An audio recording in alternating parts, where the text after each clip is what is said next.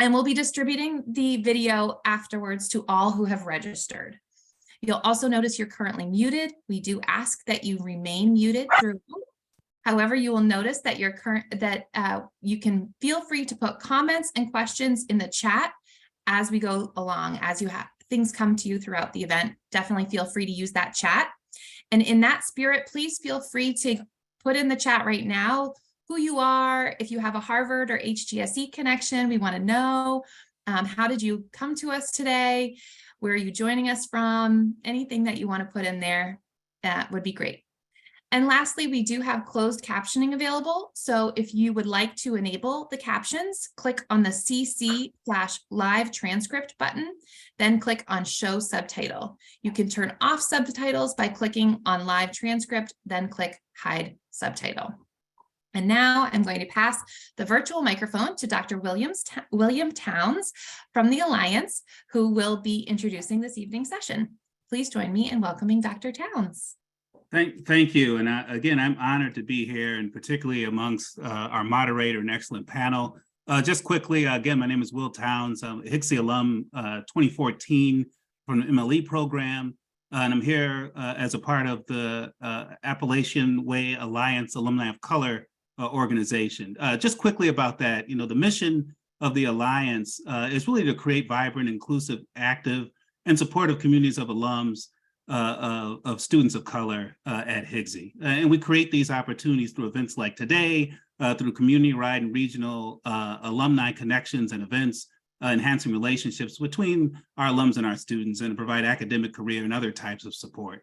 And so we ask, please follow us and join. The more we can get in, the better. And this is really about us, for us, in support of our institution and our school. And so we appreciate that. I have a quick job today, which is to simply introduce our moderator and fantastic panel. I'm going to be brief because we really want to hear from them and the knowledge that they're going to bring to us tonight in this very important topic. So first of all, I want to introduce the moderator, Tyrell Adamini, Principal Fellow at Leach Leadership Academy and former Director of Culturally Responsive Instruction for the Boston Public Schools, and current president of the Harvard Black Alumni Society in the Boston chapter. Again, appreciate him joining us today. Professor Roche is an associate professor of anthropology, African American Studies program, a Center for Gender, Sexuality, and Women's Studies from the University of Florida in Gainesville. Again, honored to have you here with us. Akil Bellows, Senior Director of Advocacy and Advancement for Fair Test, the National Center for Fair and Open Testing, and Forbes Magazine Education contributor, joining us from New York, New York. Professor Hosang, Professor of Ethnicity, Race, Migration, and American Studies from Yale University. And last but not least, Melanie Price. Professor Price is an endowed professor of political science, principal investigator, Mellon African American Studies Initiative, director of the Ruth J. Simmons Center for Race and Justice, special assistant to the president, Dr. Ruth J. Simmons at Prairie View A&M University. Please join me in honoring both our moderator and our esteemed panelists today. Thank you. I'll turn it back over.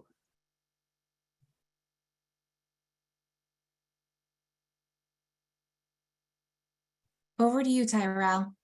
Excellent. Hey, beautiful people. I am so glad to be with you here this evening. I anticipate this being a robust conversation, one that will provide you a lot of value and knowledge. And hopefully there's some things, as we say in my leadership program, that you're ready to double click on, meaning that you want to learn more. It is a sticky point for you. You want to come back to it.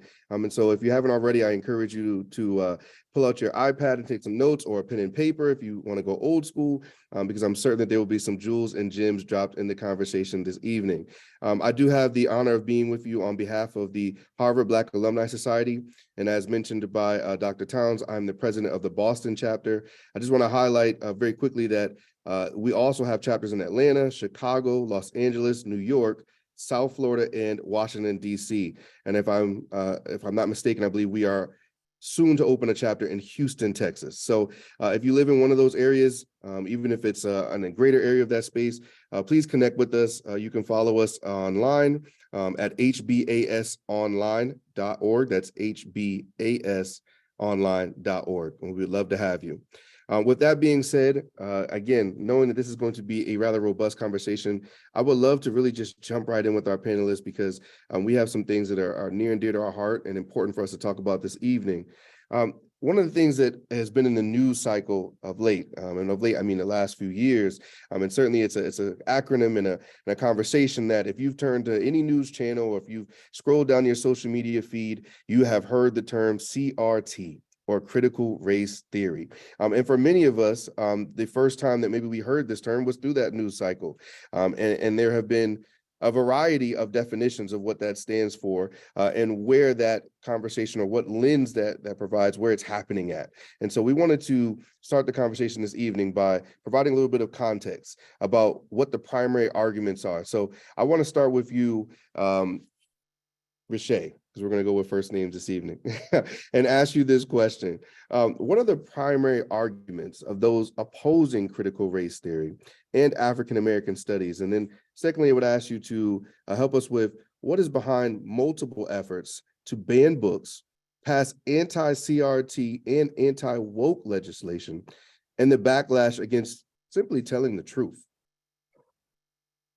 Yeah, thank you for that question. And I want to thank everyone for being here. You know, as a professor at the University of Florida, this is something that we are actively engaged in, thinking about, working on every single day for the last, I guess, month and a half, but even longer when we think about when the Stop Woke Act was first introduced. And I have to say thank you to, I see some of my colleagues are here, both from the University of Florida and from my professional organization, the Association of Black Anthropologists. I did a quick screen and I did a quick look at the list of people in the room, and I have to give a shout out to Andrea Abrams, one of my dear friends. We went to graduate school together, so I'm really excited to see her in the space. So to the argument, I've been at the University of Florida for just over a year, and what we've been inundated with really since I got there, because the Stop Woke Act was first went into became law in July. So as soon as I started teaching and getting acclimated to the university, I was immediately hit with this issue. And these issues, you know, since then it's been a rollout. It feels like every other week, but I know there's been a little bit more time in between. But you know, without getting into the details of each of these things, you know, there's story behind each, right? There's story behind banning books. There's story behind CRT, anti-woke. Banning intersectionality, banning queer theory, banning all of these things, African-American studies, all of these things we're going to get into a little bit later. What I want to start with is to say that it appears to me, and we actually had a town hall meeting at the University of Florida last week to kind of educate our public, right, to do, you know, old school teaching. And what it appears to me is that what is behind all of this is a conservative agenda that is pushing the things that have really become at the forefront of our social and political engagement over the last few years into a space of divisive political posturing. And what I mean by that is, and I was talking, actually, I shouldn't say that part. What I what we're recording. What I mean by that is there's been a lot of work being done by particular individuals and groups since the pandemic, right? We're still in the pandemic, but since the beginning of the pandemic, a number of things were revealed, right? Things that we have been yelling and screaming about for centuries, right? The public health inequities, right? Access to healthcare inequities, police brutality, extrajudicial involvement by citizens in assaulting and murdering Black people, the inequities in education. All of these things were brought to stark national and international view with the pandemic. And with that with that waking up, right, that happened for some members of our society, I think what we got was active engagement by people who before that time had not realized these things were still, or wanted to pretend these things were not still operative. There's also been a great deal of effort to bring gender and sexuality to the forefront and understand the ways in which we can support people who identify in a number of different ways, right? And so, and medically as well, right? And so all of these things have been kind of coming to the fore, and people are working on them. People are actively saying, I need to be a part of this. I need to work on this. We're seeing diversity statements by corporations. Applicants are being asked to say how they will approach diversity in their roles. Diversity stopped being something that was only being done by one person tucked away in HR. It became something that everybody was working on, is working on.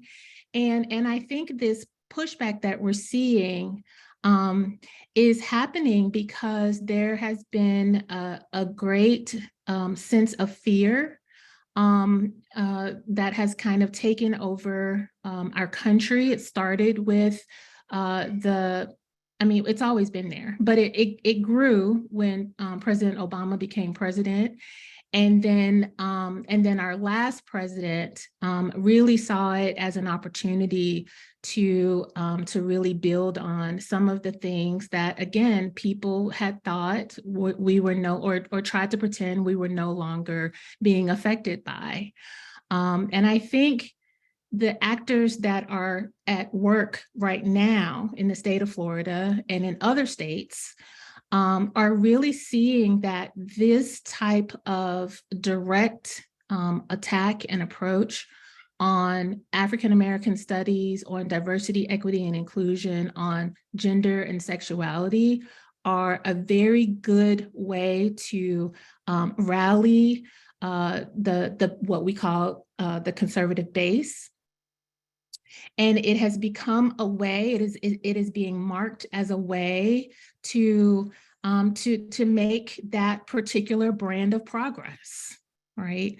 And that's what I think is underlying all of this. And I think that we need to be attentive to the fact that it isn't just one thing. It isn't just in the state of Florida. It is something that is happening nationally. It is actually giving some people more national stature than they would have had previously. And these are things that we all need to be concerned about. And so again, I thank you all for having this program and allowing us to talk about these issues and make those connections, right? I'll turn it over to Melody now. Thank you so much. Again, thank you. I want to reiterate that I'm grateful to be able to have these conversations. Rashay and I are both sort of in the belly of the beast for a lot of the things that are happening. in regards to anti-critical race theory, so-called anti-critical race theory. But I'd like to highlight sort of three things that I think are really, really crucial to understanding what is happening right now. One is that one of the major things that they are opposed to is they don't want you to teach any kind of racial, any kind of inequality that connects inequality to the past. That is, they don't want you to draw straight lines from slavery to the present. They don't want you to draw straight lines from Jim Crow to the present. And so anything that you teach that does that, they're opposed to. The second thing is that they don't want you to teach things that suggest that the founding or that America itself is anyway inherently racist. So they don't want you to suggest that the founding fathers were racist, even though they owned slaves. They don't want you to suggest that the genocide of Native people or indigenous people is a sign of white supremacy. They don't want you to link the founding to white supremacy in any way. And the third thing, and I think the thing that they're saying openly that should be most sort of appalling to us, is that they don't want you to teach any kind of racial history or racial facts, racial truths that somehow make white children feel bad about themselves. They have said this explicitly and publicly, that the problem is not just that they don't like the way that the history is taught, but they have a problem with the fact that white children, in fact, when they hear this history, feel bad. And somehow, because they are white and the people who perpetrate white supremacy are white, they feel bad about it and they don't want you to actually do that. And so in the K through 12 spaces in particular, those really are the three primary things that they're trying to legislate against. Now, in the higher education spaces, they have suggested that those people who teach any form of critical race theory, and we all know that that for them means any kind of discussions of race, racism, racial inequality, any of those kinds of things, that they would like to deny or revoke the tenure of people who are deemed to be teaching what they call critical race theory. And so that means that anyone who teaches in Latino studies, anyone who teaches in Asian American studies, anyone who teaches in African American studies, they're out completely. But then if you're in a straight discipline where you study people of color, where you study any of those things, then there's a chance that you then will be prosecuted as well. I think those really are sort of the most basic things of what most of these laws are trying to do. I can't remember the rest of the question. Does that answer it for you, Tyrell, or?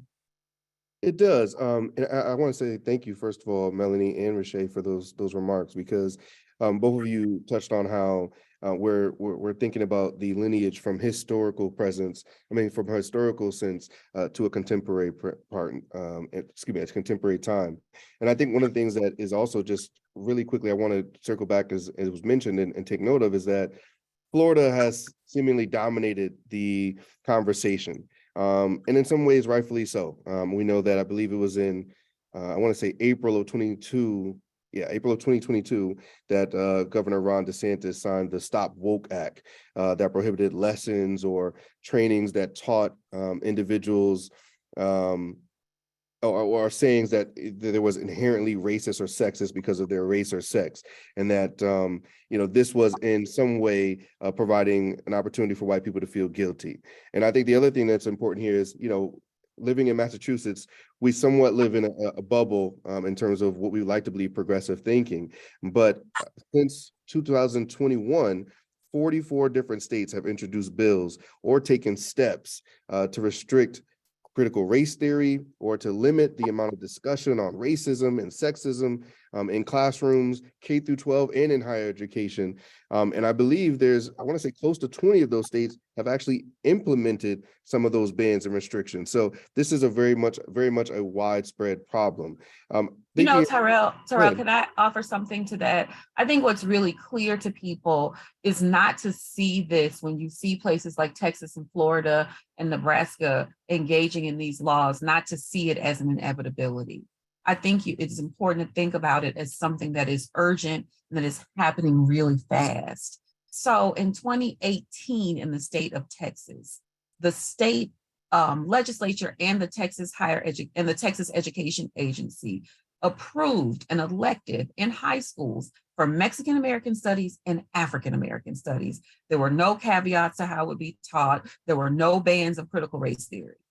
3 years later, they banned critical race theory, right? So even in a state like Texas, 4 years ago, they were in full support of teaching African-American studies and Mexican-American studies. And so what is happening in these states might seem to people who live other places, and I know because I lived in the Northeast until 4 years ago, might seem like, oh, this is the thing that Texas and Florida does, but it is not. It is something that has come on with a vengeance.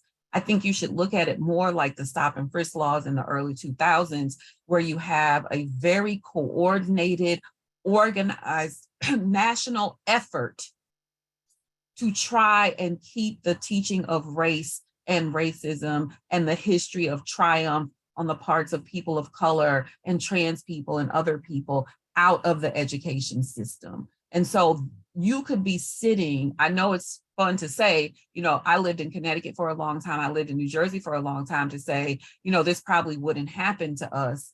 But I would like to say that there is a way in which these things have a seepage quality. The other thing that is really important about that is, unlike places like Connecticut and New Jersey, Texas buys one textbook for the whole state. So all the kids in the state use the same social studies textbooks. That means where other school districts are buying thousands of books, Texas is buying millions of books. That means they then control the content for everybody in every state. And so if Texas decides that there are certain things, or if Florida decides that there are certain things that have to be left out of K through 12 textbooks, publishers will agree to it. We know that because they've been doing it now for 2 decades, the ways in which they frame slavery, the ways in which they frame lots of things. And so you should be sort of concerned about what's happening in Texas if you're a teacher anywhere in the United States, because getting textbooks that accurately reflect the things that you want to be teaching your students it's also going to become more difficult for you. Can I add to that real quick? I know we have to move on, but I just wanted to add to what Melanie just said about shifts that are happening even in one governor's terms, right? So when DeSantis started, there were already diversity, equity, and inclusion programs in the state of Florida. And even in his second year as governor, these programs became required.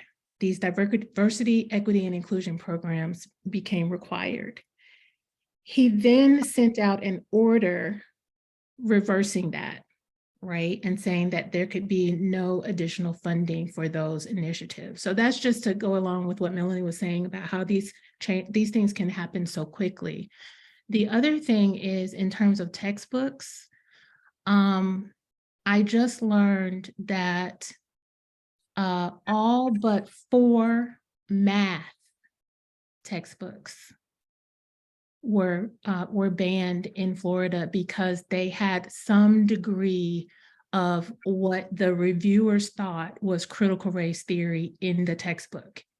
And the examples given, the things that were flagged, were things like, for instance, there are this many people in this state, but this many people are incarcerated.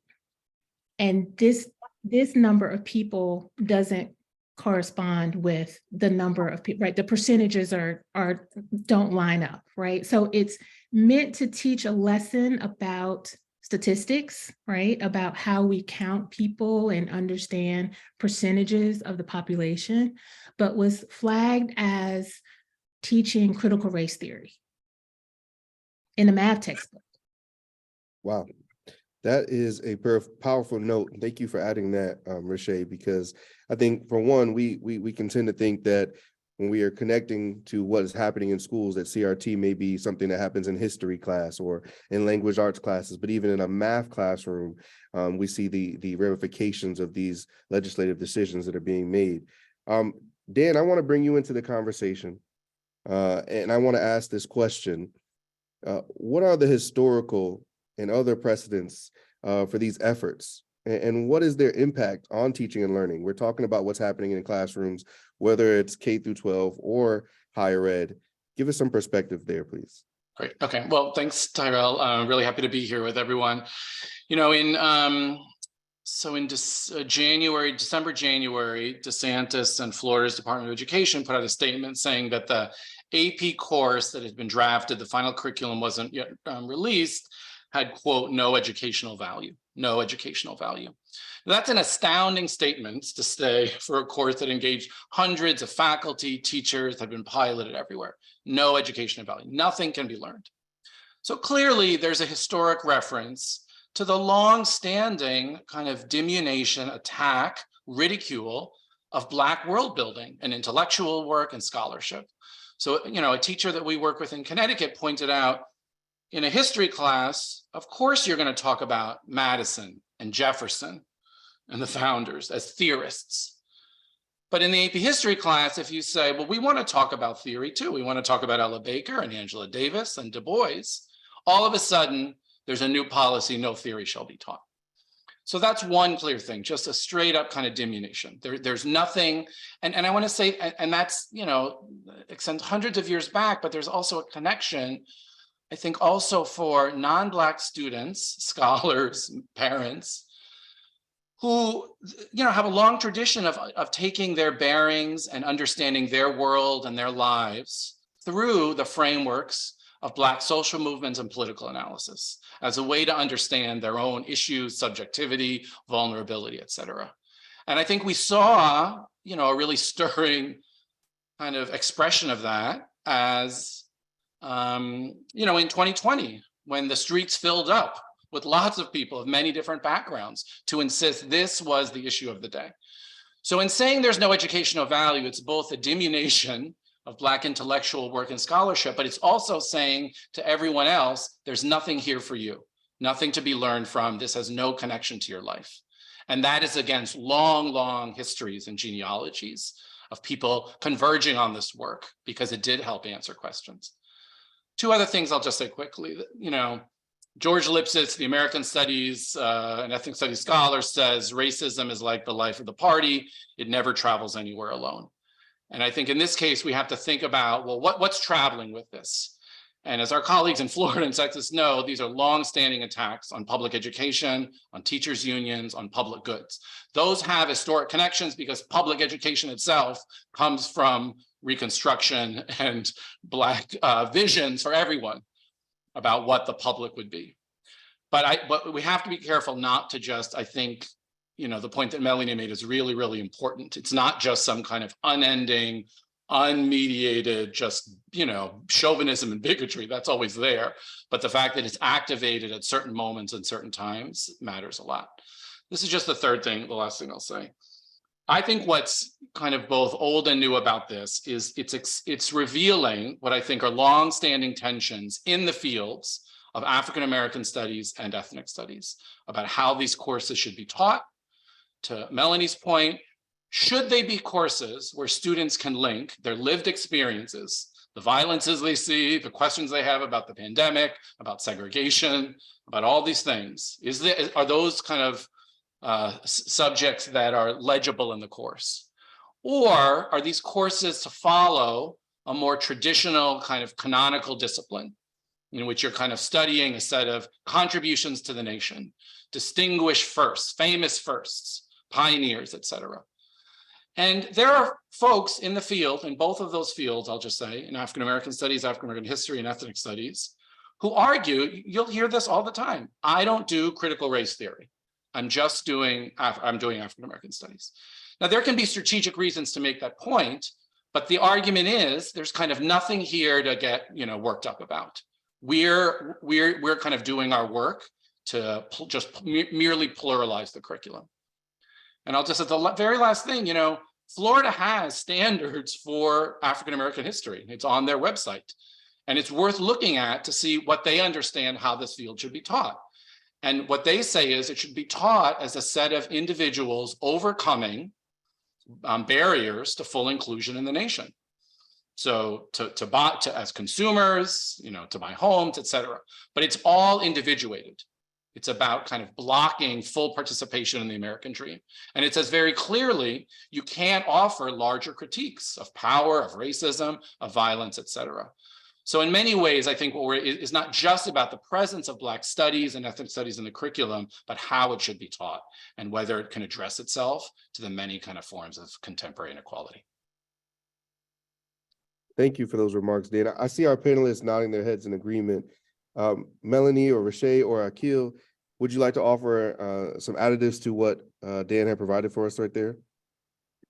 Sure. I mean, one of the things that I really want to make clear is that this has absolutely nothing to do with critical race theory as scholars understand it.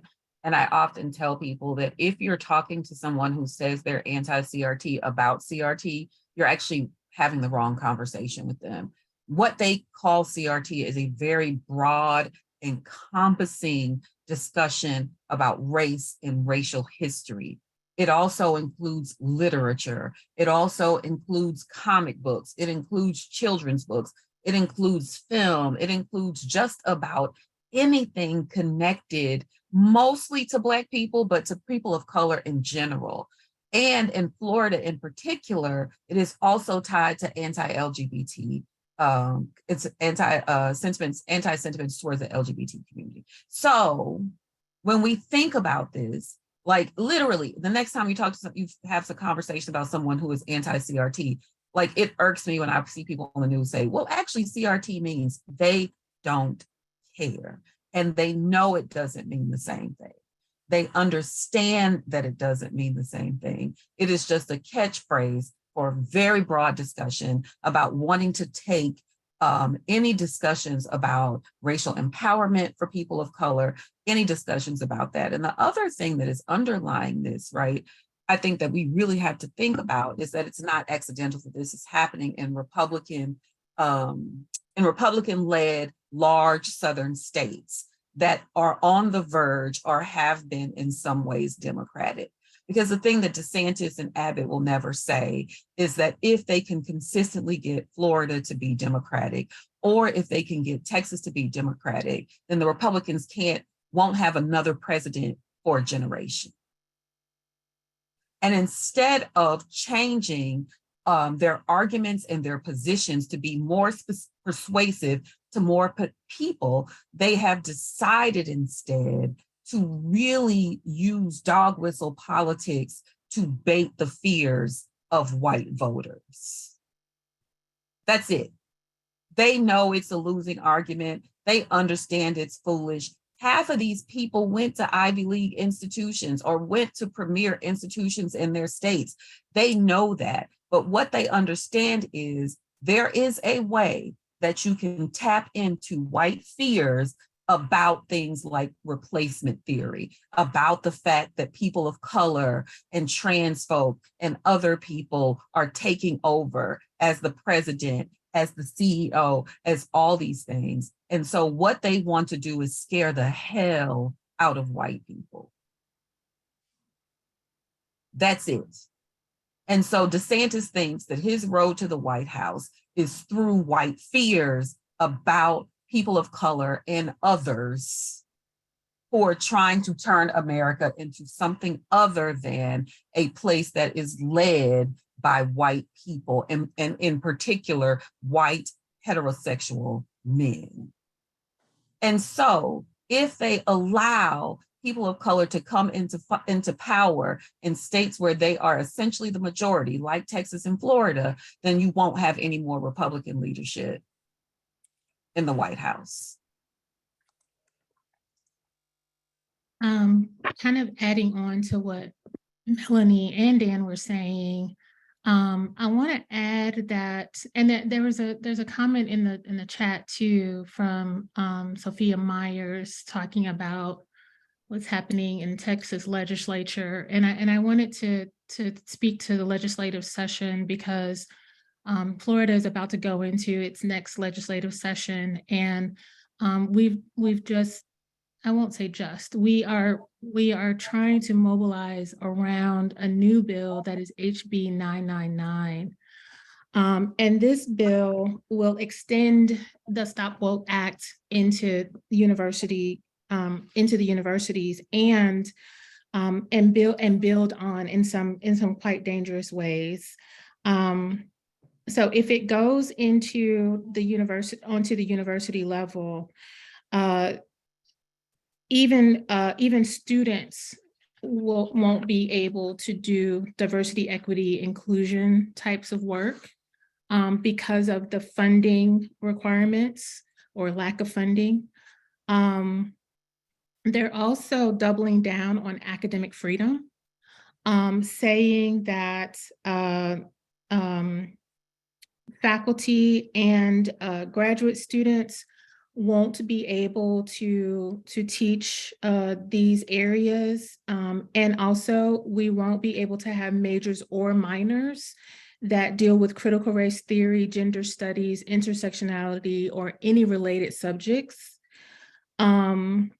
They're also saying that students will be asked, or each university will be asked before class registration each year to provide students with a list of the top 25% of degrees reported by the university in terms of highest full-time job placement and highest averaged annualized earnings in the year after earning the degree, as well as the list of the bottom 10% of degrees in terms of lowest full-time placement. The idea, so the requirement is part of the state's goal to make sure every student's education is for citizenship of the constitutional republic and cultivates intellectual autonomy within undergraduates. This is out of the bill. Schools won't be able, or schools will have to do post-tenure reviews of faculty members at any time with cause. Post-tenure review happening every 5 years to address a professor's accomplishments in productivity, research and teaching duties and compensation, as well as improvement plans and consequences for underperformance. The bill also gives a school's board of trustees the power to review any faculty member's tenure status, and this provision of the bill does not include the phrase "with cause." There's some other language about how the board of governors can have the president hire, or they're asking that the president hire faculty and not have faculty committees hiring faculty, deans hiring faculty.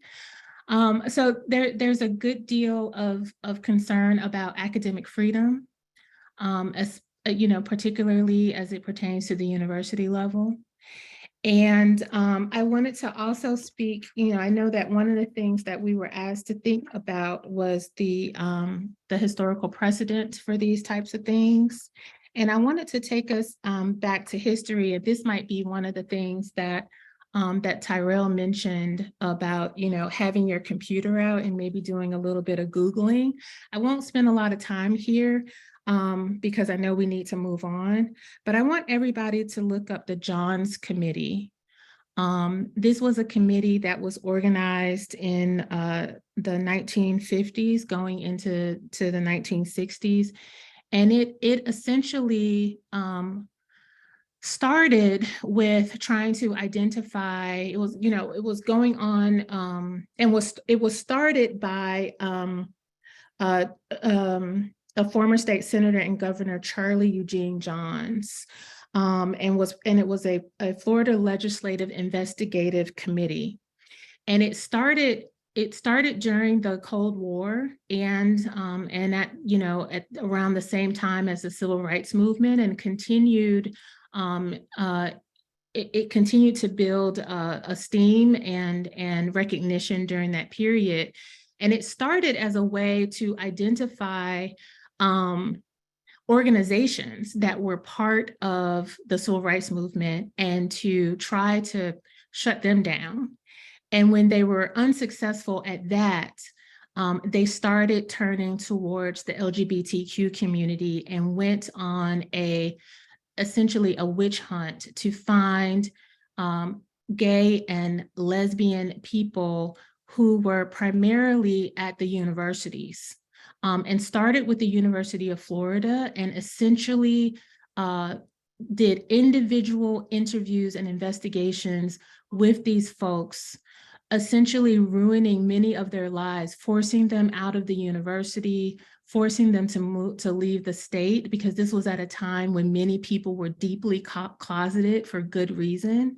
And they were essentially bringing these people out of the closet and then making it so that they could not continue their education or continue their lives in the state of Florida.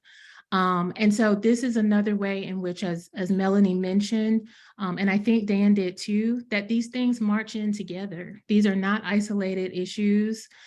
This was a historical issue that gets very little historical attention, right? I was talking to a colleague who told me about this and I had to go digging for it.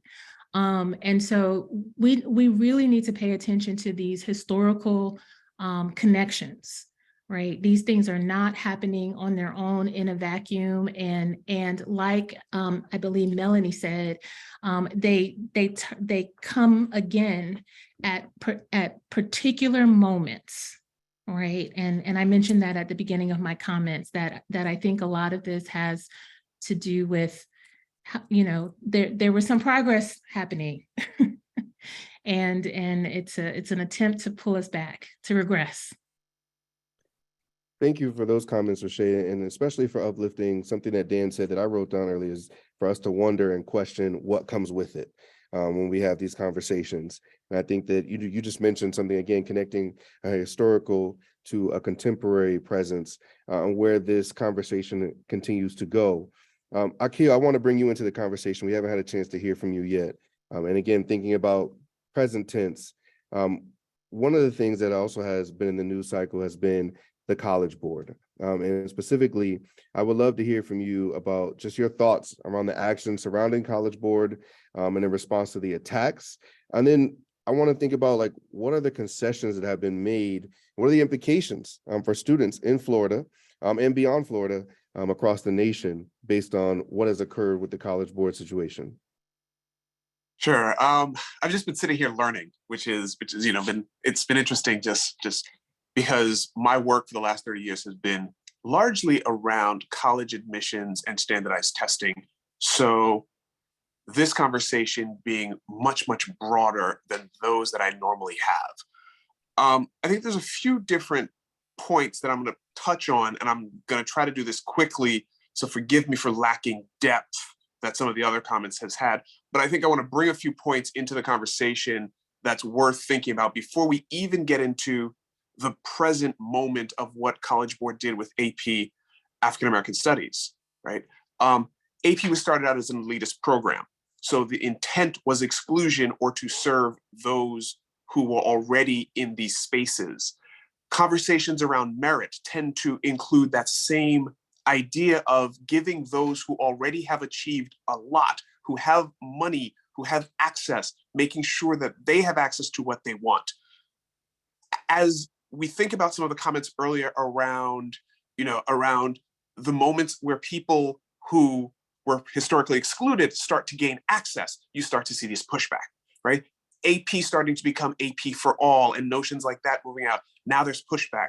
There was AP World History that actually went through a similar drama, lacking the racial component, but AP World History had a revision and the conservatives pushed back because it wasn't complementary enough of America, because it included some elements of the past where Africans weren't slaves, right? AP US History went through the same drama, and College Board caved in both of those instances as well.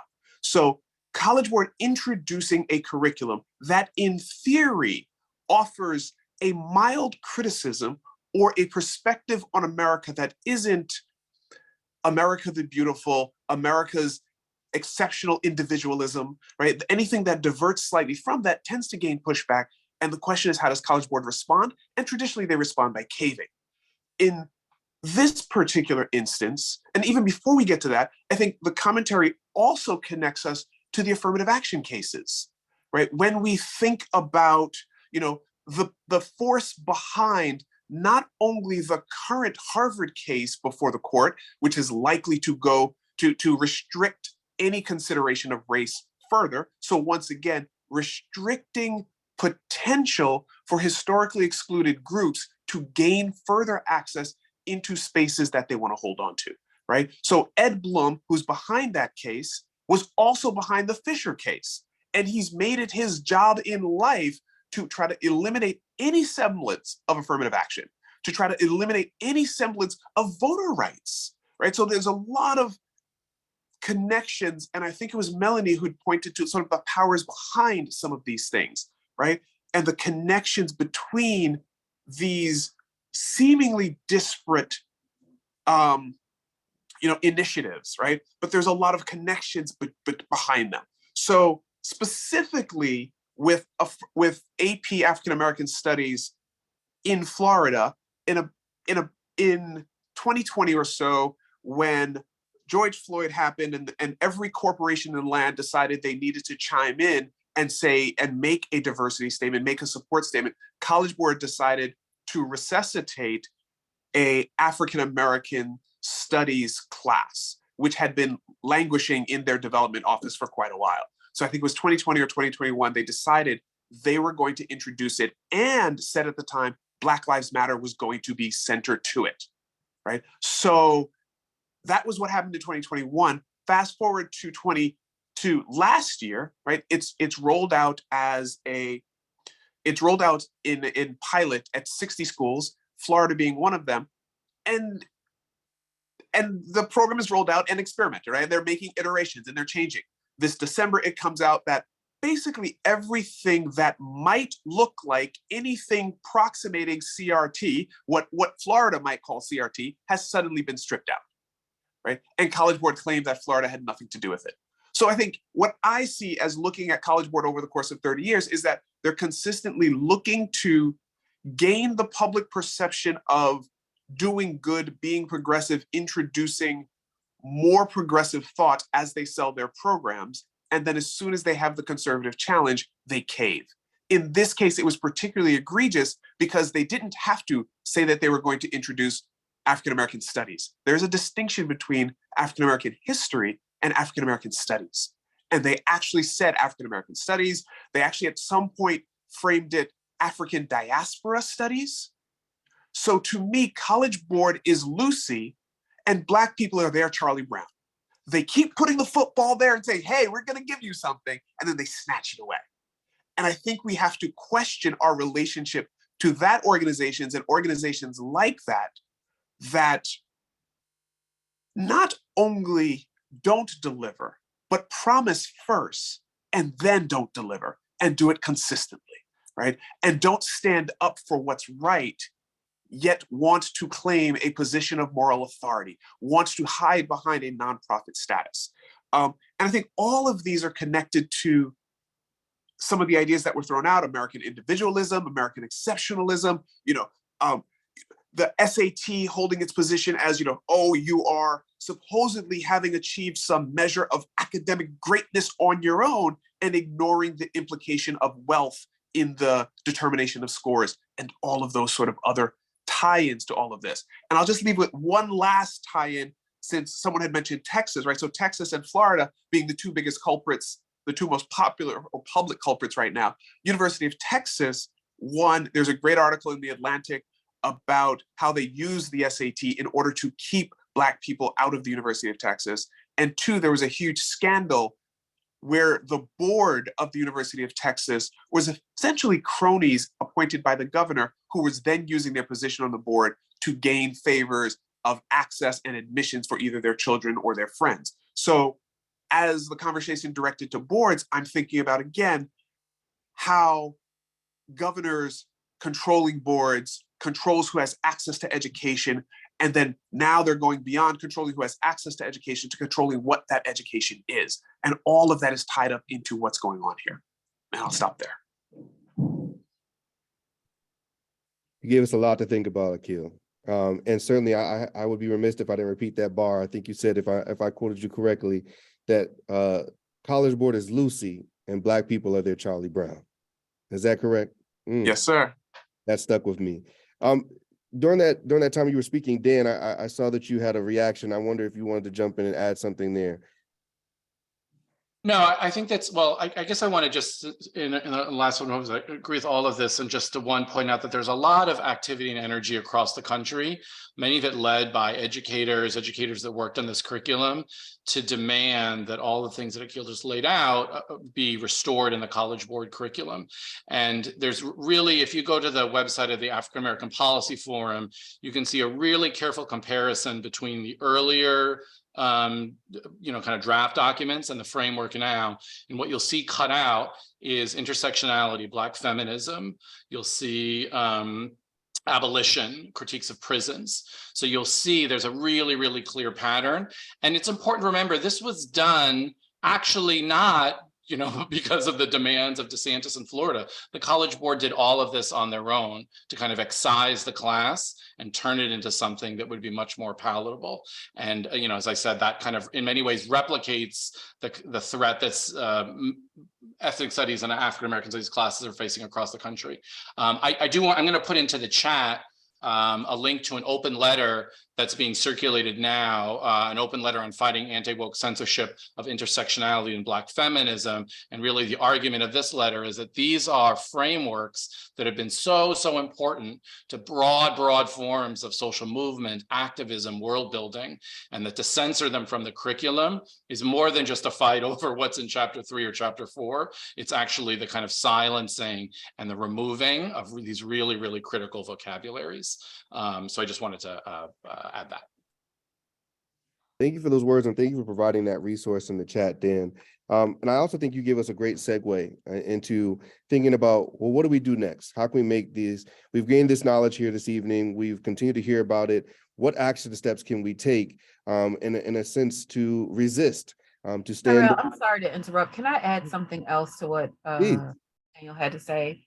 I teach at my alma mater, which is a historically Black college, which is situated on the grounds of an old former plantation, where the burial ground where slaves were buried still remains as a site on those grounds. This is true of lots of historically Black colleges and universities. And in many ways, they are more wards of the state than a University of Florida, than a University of Texas. That is, University of Texas has its own separate endowment that if it wanted to, it could pay for some of the things that the state outlaws, and has indicated that it might do so. But Black colleges that are publicly funded will be adversely impacted by this. Not only that, there is no way for us to even teach our own history without violating rules about critical race theory and about the ways in which critical race theory can be taught. And so I think it is important to think about the ways in which certain different colleges will also be impacted differently by this. Also, whether or not you're at a public or private school will matter. Those kinds of things matter. Whether or not you're like us who are a part of a system as opposed to having our own independent board, which means we share a board with the Texas A&M system. The Texas A&M system's Board of Regents are basically cronies of the governor of Texas. All of those things matter as we start to look at how schools are going to be able to respond to this, and whether or not their faculty can weather the onslaught of what is coming their way. And so if you're in a resource-rich institution and you do not have the backing of the people there, imagine what it's like when you are almost completely reliant on state dollars and then trying to resist or to reinforce academic freedom. All of those things become very critical in this discussion. Thank you for adding that, Melanie. I do appreciate those additional words in this conversation. I just wanted to make a quick note. I know we are at 8:26 by my clock. And it's scheduled, or the program was scheduled to end at 8:30, but we do have the ability to continue on. So you do not have to leave the webinar at the time. We will continue on, and hopefully we won't keep you too long, but the conversation has been so rich that I'm sure that you are very appreciative, as am I, with some of the note taking that I've been able to do. And as Akil mentioned, I've been sitting here and really learning. And at a moment, I almost forgot I was moderating as much as I have taken some notes here, because there are some things I need to follow up on. And so I want to jump back in because I think it's important whenever we have these discussions where we're talking about the way in which anti-Blackness is under attack in classrooms across America, and not only in classrooms, but just in the way in which the curriculum is being developed that will eventually end up in the classrooms. One of the things I think about is, what do educators do to resist? How do they stand up against these issues happening with the College Board, the issues with legislation being passed regarding anti-CRT or anti-wokeness being discussed in classrooms? What efforts can educators take on? Dan, would you like to jump in and start us in that direction? Sure, I'm happy to. And I think it's a really important reminder that every day, in spite of all of these edicts, there are, classroom educators, K-12, including elementary, who are, constantly finding ways to bring this content, these frameworks to their students in ways that are really creative. And there's really, really important opportunity to support them. I'm going to just put two other things in the chat. One is about a group that of teacher educators in Connecticut that's doing a lot of this work around a new course in Black and Latino studies, an elective course that was adopted, passed by the legislature a few years ago, but really it's mainly been on the teachers and their students to figure out how to make this course something that's vibrant, that meets students' needs, that's connected to their everyday issues and concerns. Second thing I'll just say quickly is, these forms of education, there's the formal parts of it, the ones where the state agrees, passes a program, adopts a curriculum, and the negotiations that take place. And that's always been fraught and uneven.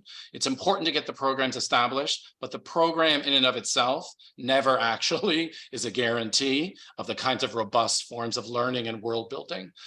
There's, it's also a reminder about all of the informal work, the work that takes place when teachers hand on other books, when they share other kinds of resources, when they engage their students in co-creating classes together. And I think now is the time to think about, especially for alumni of the education school and people who are in the field, to think about what are the opportunities for that kind of work as well. What are the opportunities to collaborate with K-12 teachers, support them, figure out new forms of curriculum, how queerness gets centered in teaching these courses. That can't just be something that's ceded to the kind of state and the College Board. I think, as Akil said very clearly, we're not in a good position if they're making those decisions. And we shouldn't cede the capacity and the long history of doing that work day to day ourselves. And I'm going to just put in both a link to the Anti-Racist Teaching and Learning Collective and a webinar that's happening tomorrow involving the collective and a wonderful group called Rethinking Schools, where we'll get to hear classroom educators talk about precisely what they're doing, precisely the kind of exciting and dynamic work taking place in classrooms that people can learn from and build on. Akil, would you like to jump in and add to that conversation? Sure. When I think there's, and I like how Daniel framed it, right? I think the formal parts of the education system are difficult for everyday classroom educators, everyday citizens to think about influencing, because there's so many other parts of that. So what I think I want to address is the informal pieces of it.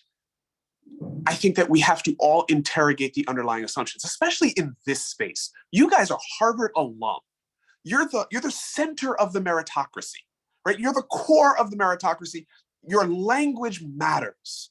Your support of racist systems and tests, even those that you've succeeded in getting beyond, matter, right? In speaking of Harvard as the pinnacle of education in all things, that creates problems.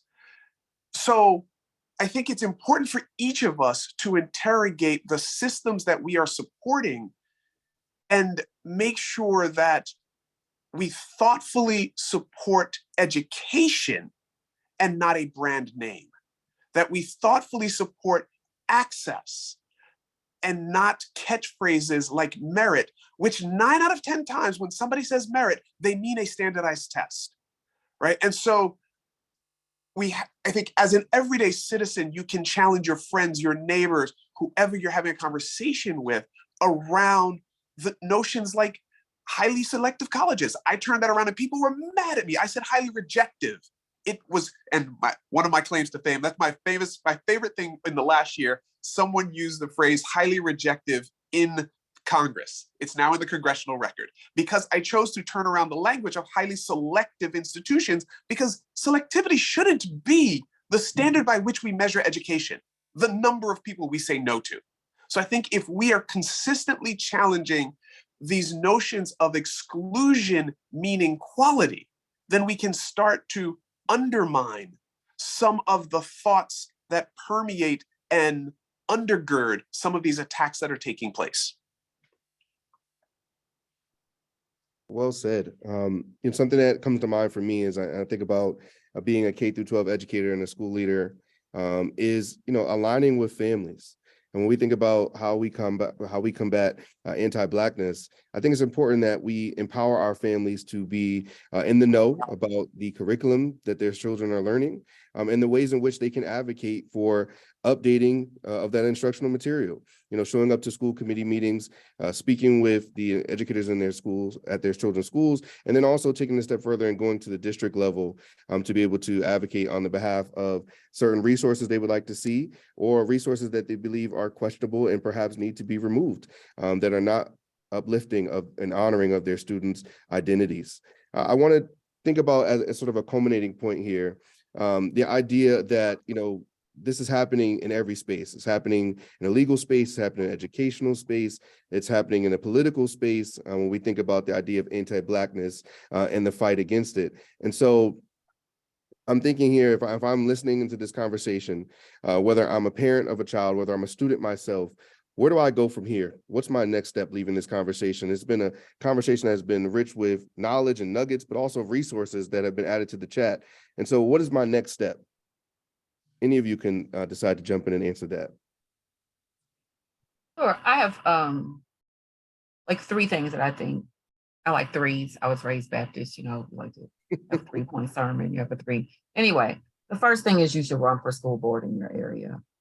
School board election turnout is ridiculously low, and the number of people you need to win is also ridiculously low.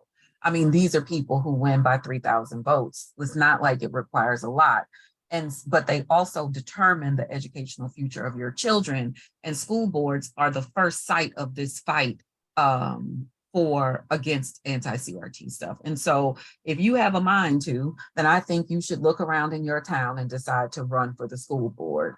It is a thankless job. It is sometimes, I've been to many of the meetings, it's sometimes super boring, but it is the first place in the front line of defense against this battle against CRT. I think the other thing you should do is start considering buying books that are on the banned list, buying Toni Morrison, buying, I don't know, YA novels that they're taking off the list, buying them and donating them to community groups in places where they have been banned. And so if you're looking for a social justice project for your school, if you're looking for a social justice project for your church or your religious organization, if you're a fraternity, any of that stuff, think about, is there a place in Florida where you can offer some of the books to students outside of the school system, right? So as they are taking the books out of the library, is there an after school program that you can give those books to? So those kids still have access to the books that we believe might affirm their identities. I think that's the second thing. I mentioned it here before in the chat, but I also want to mention here that even before the CRT stuff, some of the work that I have been doing because of the heavy interference of the state in higher education in places like Florida. And hey, I worked for the state of New Jersey at Rutgers for years and did not feel their influence in the same way that I do in Texas, that I'm sure Rashay does in Florida. And a book that has been really helpful to me is Jarvis Givens's Fugitive Pedagogy. Sometimes the past has a lot to tell us, and that is, it tells us that even in the heart of segregation, even in the worst parts of segregation, Black teachers were still, they were learning about the Ethiopian War. They were learning about what it meant to be in diaspora. They were learning about African-based religions. How were they doing that?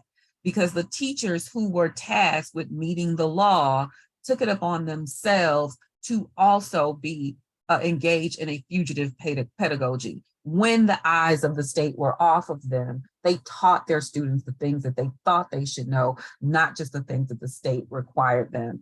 And so for many of us in states where this thing is happening, we're really going to have to engage in a fugitive pedagogy while we fight this. The last thing I would say is, it's just a personal pet peeve. Stop trying to explain to people what CRT actually is. They don't actually care. And the thing is, a lot of them already know. They just don't care. They know, they just don't care. So if you explain that to them, you have already lost that argument. If you're on a radio show or a television show and you talk about it in a way that is trying to explain it to them, you have already lost the audience. Jump right to fighting the things that they are claiming, not explaining to them that they aren't even talking about the right thing. That's it. I love those charges that you just provided for us. And thank you for invoking the name of Carter G. Woodson here on the last day of Black History Month, him being the founder of such, and the work that Dr. Jarvis Givens has done, especially in regards to his book, Fugitive Pedagogy, where he chronicles Carter G. Woodson's efforts to create a sustainable system for Black teachers to be able to provide the learning that their students needed, in spite of the multiple challenges that they faced with consequences of death. So it's important that we take note of that as well. Rishay, you wanted to add something? Yeah, thank you. I love those three charges as well, and want to reinforce them. But I have a couple of others. I think there are a few things that we have done ourselves, and I say ourselves as Black people and people of color, those of us who are here in this space, we have worked to discredit African American studies and ethnic studies and other so-called studies, right? And what I mean by that is, I know that many of us have probably grown up in households or know of households where children were told, don't major in African American studies, don't major in ethnic studies. These are not majors that are going to get you a job. And this is the rhetoric that is being used now, especially in HB 999, to suggest that these are not majors that will be, that will get students those good dollars, right? That will not get them to, the STEM money, right? That's really where they're being pushed at this moment. And so we really have to do a better job of insisting that students can get the same skills that are taught across the college curriculum in African American studies, ethnic studies, gender studies, and all the other studies. These studies developed as an intervention in the disciplines, where the disciplines were leaving them out. So they operate with similar and I would say even better development of skills that will help students to get employment, to do well in their careers, and to even more than that, have critical thinking, analysis, writing, so on and so forth, right? Because they have to interrogate all of these many ideas and theories and doctrines that we're being told we shouldn't teach. The other thing I want to say is kind of touching on touching on what Melanie said about not falling to the idea that these things are inevitable. We have to raise awareness, and we have to make sure that people are creating a sense of alarm, right? I think someone mentioned that Texas is in or about to be in legislative session. We should be at the Texas Legislative House, saying we don't agree with this. And I'm saying the same thing for Florida. Someone asked about in the chat, academic freedom and if there were ways to fight for that, legal ways to fight for that. I will say that the University of Florida has a very active faculty union that is fighting a lot of this and is very active. But right now we are facing discontinuation.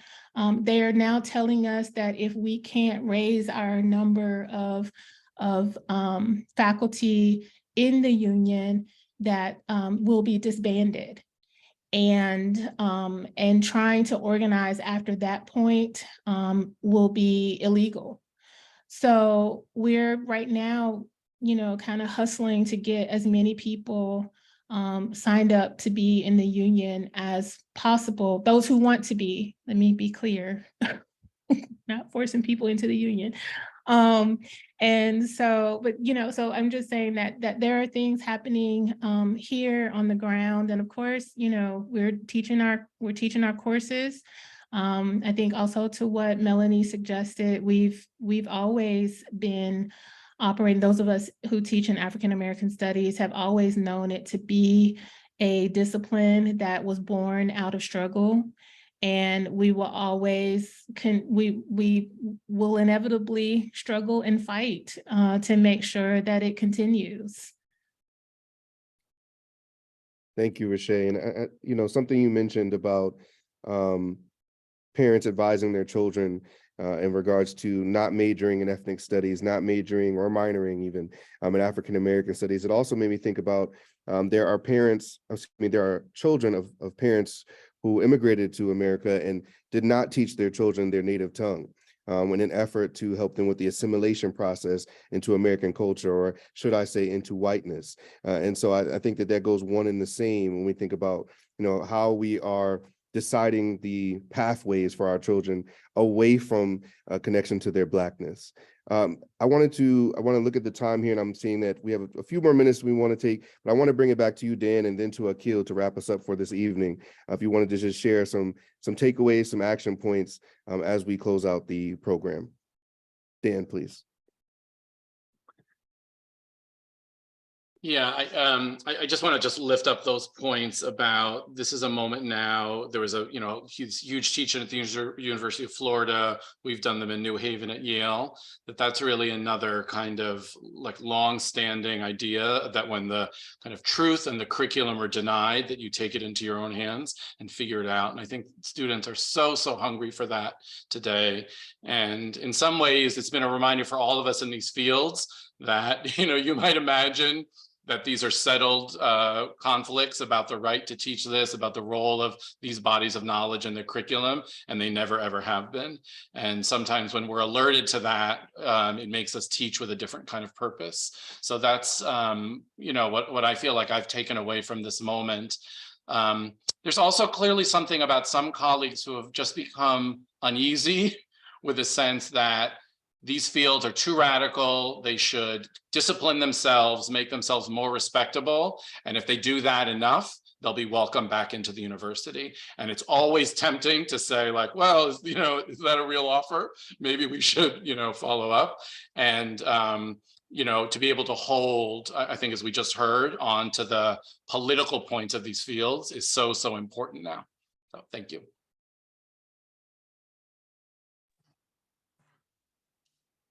And I'll just leave with, fight the fights you can contribute to. I don't work in higher ed. I am not a professor. I don't have a PhD. I don't attempt to define or contribute to the conversations around teaching Black studies on a college campus. But I have a voice in the media. I know journalists. I can get people to pay attention to things and think about them more. So I think each of us have a field of influence that we should do all that we can to make sure the right thing is being done with however we can affect that, whether it is sending a Twitter DM to somebody to alert them to something that's going on.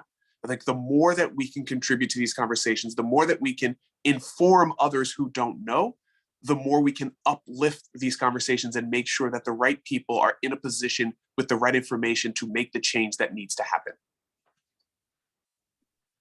Excellent. Thank you for those comments, both Dan and Akil. And I love that you give us that framing there, Akil, about, focus on what's within our locus of control.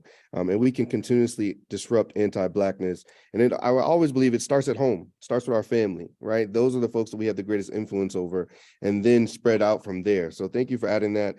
It is 8:46. I want to say thank you to our panelists for giving us such great insight. I was not being facetious when I said that I have a page full of notes as I sat here to just take in and ingest so much of the knowledge and the ideas and research points that I'm going to follow up on.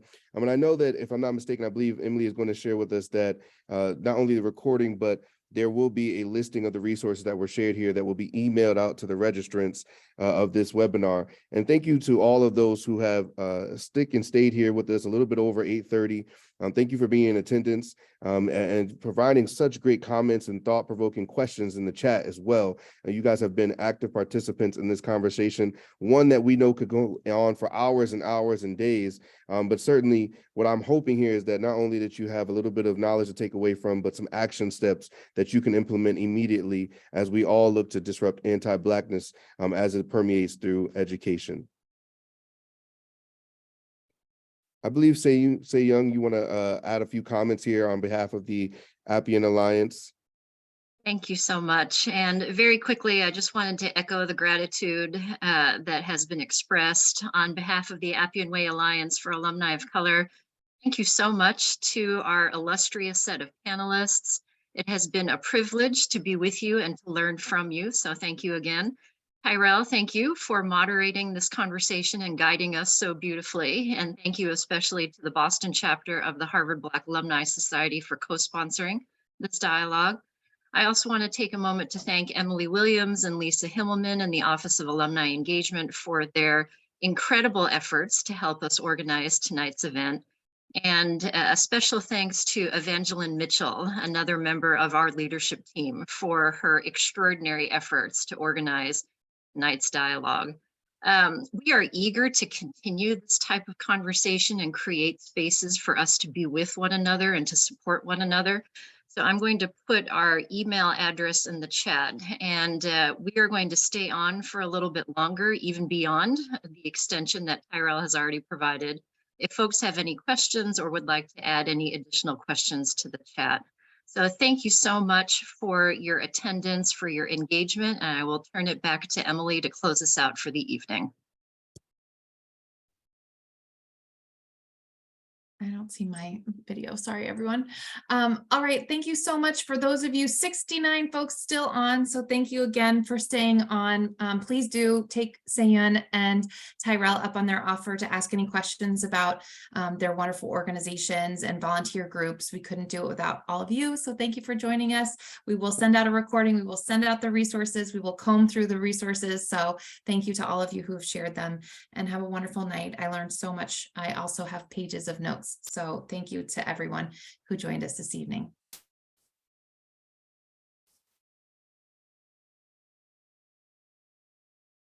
I just want to extend another thank you to our panelists. This was a really phenomenal conversation. And I really do believe that, not just because I'm here with you all as the moderator, that there were some truly informational pieces that were given out this evening in a way that was digestible and understandable, and a lot that was given out in just a little bit over an hour's time. So thank you so much for all of your participation, your intelligence, your thought-provoking comments.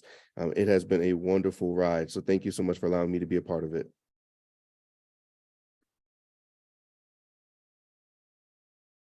Thank you, Tyrell, and everyone who organized this. This is amazing. I'm so happy to be in conversation with you all, and even the folks that are in the chat. I did put this in the chat, but I do want to say, don't forget to talk to our young people. That's right. They have always been at the forefront of any movement. And so we need to make sure that we're including them, hearing their voices, hearing their concerns, and also encouraging them to speak up. I spoke with some of my students today who just seemed just a little nervous, right? They're just a little like, I don't know what to do. I don't know how to move this forward. And I think, you know, we have to find ways to be in conversation with them and point them to our histories that will give them a pathway, but understand that they have some new ways of being in communication about movement making. Absolutely.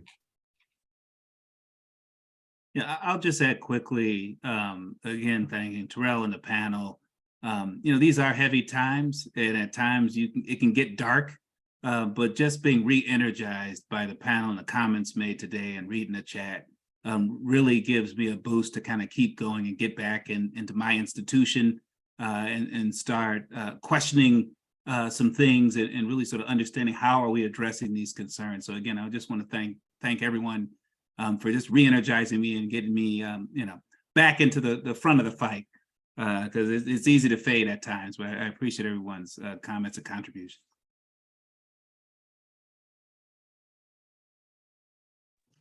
Thanks for having me, everybody. Y'all have